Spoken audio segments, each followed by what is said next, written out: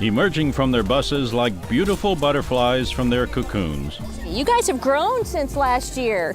These fourth graders from University School of Nashville are taking their classroom to Mother Nature. We have a lot of field trips and they're really fun because I like going into nature. And I especially like the ones where we go to lakes because usually I like to put my feet in the lake. Can I help you with your buckles? On this warm spring day, they're at Long Hunter State Park. You're going to hold your paddle out like this. Watch each other, make sure you don't hit each other. About to shove off onto the refreshing waters of Couchville Lake. Feels good, especially in this day where it's warm and sunny and there's a breeze, but I really enjoy when you're out there and the water is cold, but it's hot, and so whenever you get splashed, it feels really good. All boats are meant to rock, just like a canoe or a kayak. The purpose of this field trip, of course, is not lost on these boys and girls. They know that learning in the classroom is far different from actually seeing what they study in the outdoors. I can understand it better when I'm outside looking at it, because in a book you can't really see it at different angles, and you can see it all the way around however you want when you see it in real life. So today is just a day to get them familiar with a kayak, learn how to do some basic strokes, how to balance in the boat, how to wear their PFD. It might be their first time to kayak, but this is not their first time in the wild for these budding environmentalists.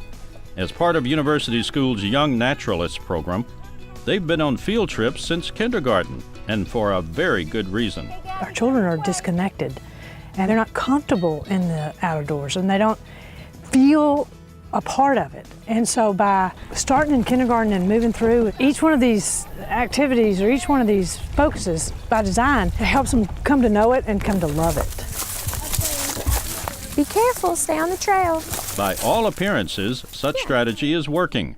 If you ever see a pink flower growing from the bark of a tree around here in the springtime, you know it's probably a redbud. On a nature hike, there's keen interest in the eyes of students like Ona Moore as they soak up the words of seasonal ranger Naya Davis. We do have a lot of things in this forest that are edible. You can eat if you're really hungry, but random mushrooms are not one of them, and they never should be. They're here to study the microscopic world of lichen and moss and fungi.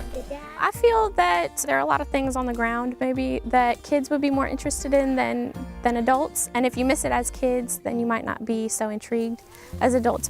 They have the chance to see some of the wood's inhabitants up close, even the geologic formations so abundant in our area. So everybody, what is this called? Sinkhole. Sinkhole, very good. And so I know that you guys have been learning in class a little bit about sinkholes, but just to kind of refresh your memories, who knows what type of rock this is?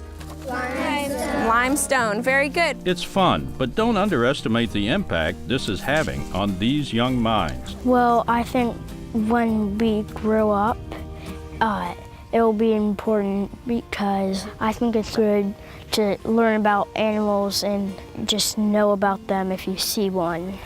At the end of a memorable day, Ona Moore and her classmates put their thoughts on paper.